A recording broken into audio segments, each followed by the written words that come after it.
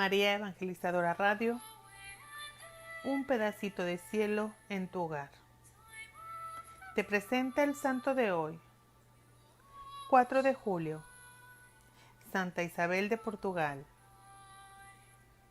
Isabel significa promesa de Dios. Nació en el año de 1270. Era hija del rey Pedro III de Aragón, nieta del rey Jaime el Conquistador, bisnieta del emperador Federico II de Alemania.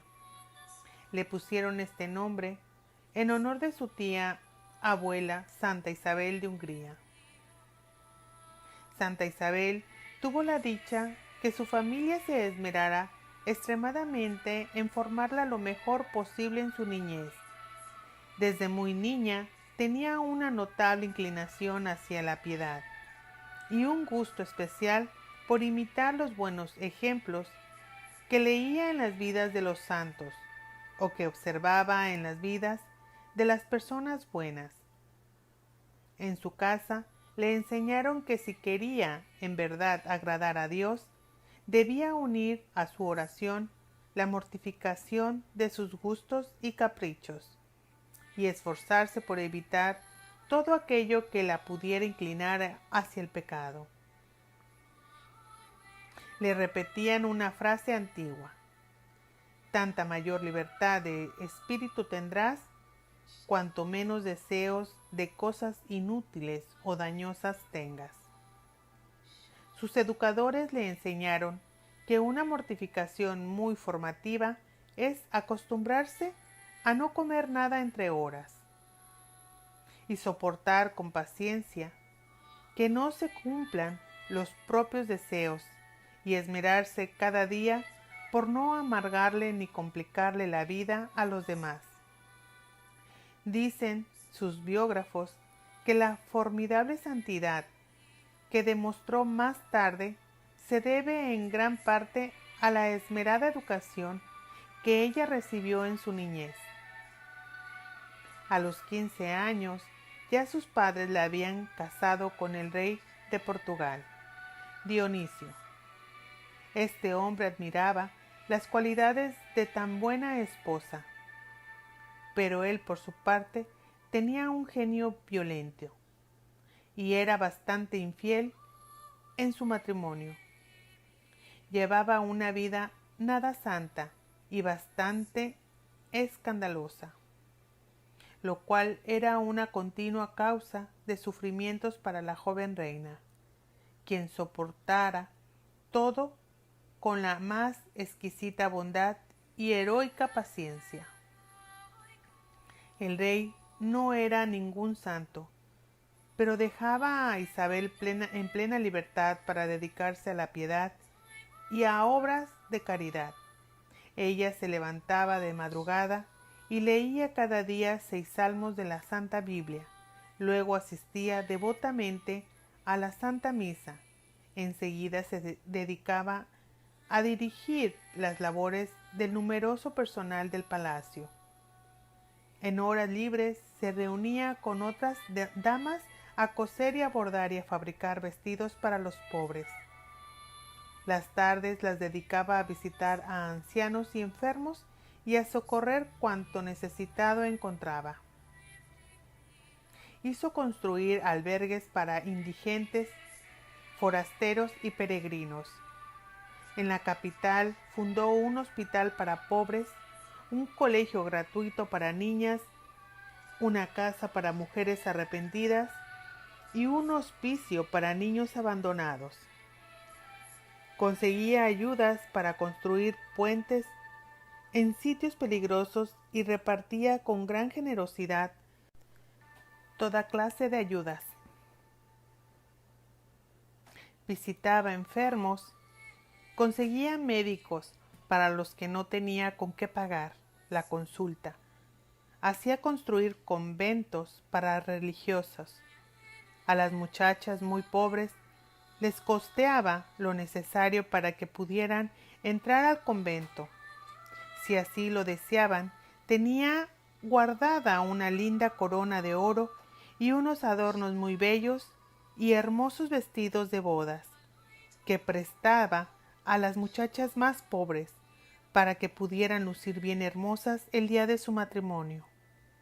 Su marido, el rey Dionisio, era un buen gobernante, pero vicioso y escandaloso.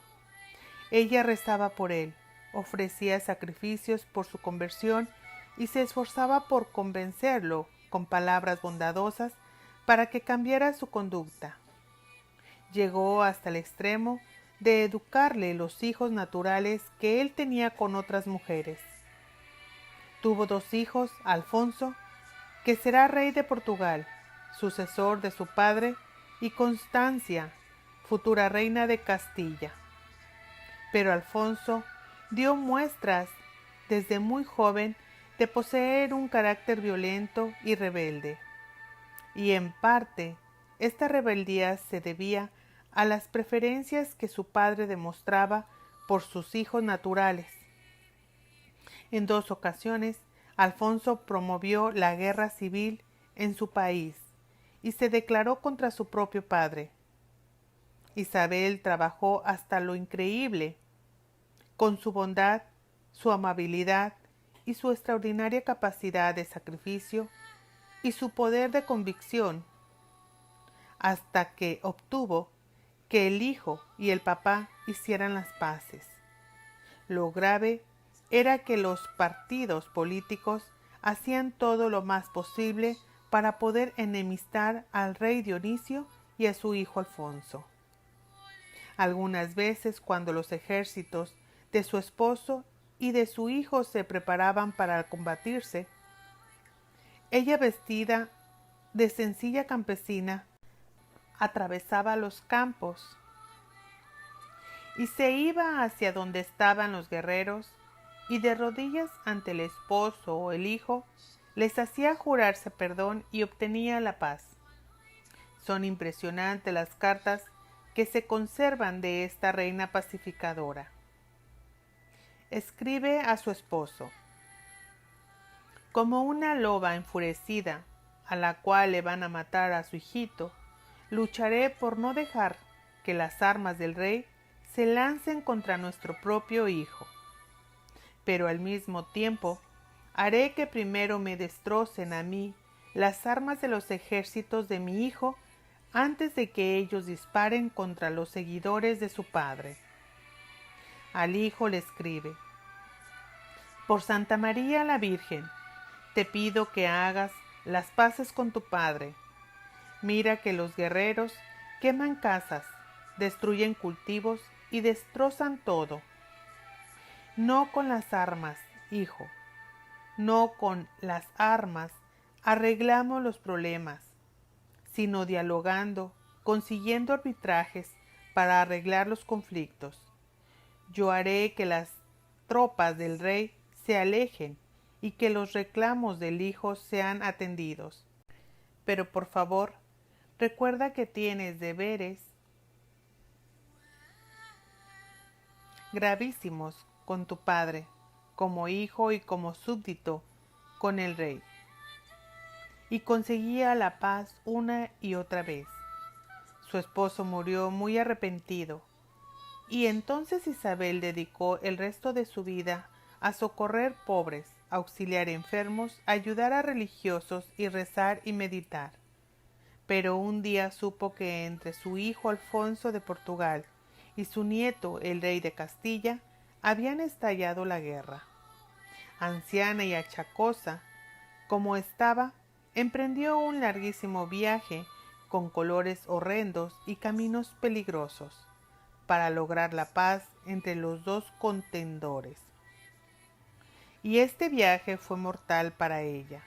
Sintió que le llegaba la muerte y se hizo llevar a un convento de hermanas clarisas, y allí, invocando a la Virgen María, murió santamente el 4 de julio del año de 1336. Dios bendijo su sepulcro con varios milagros, y el sumo pontífice la declaró santa en el año de 1626. Es abogada para los territorios y países donde hay guerras civiles, guerrillas y falta de paz. Que Santa Isabel ruegue por nosotros y por nuestros países y nos consiga la paz que tanto necesitamos.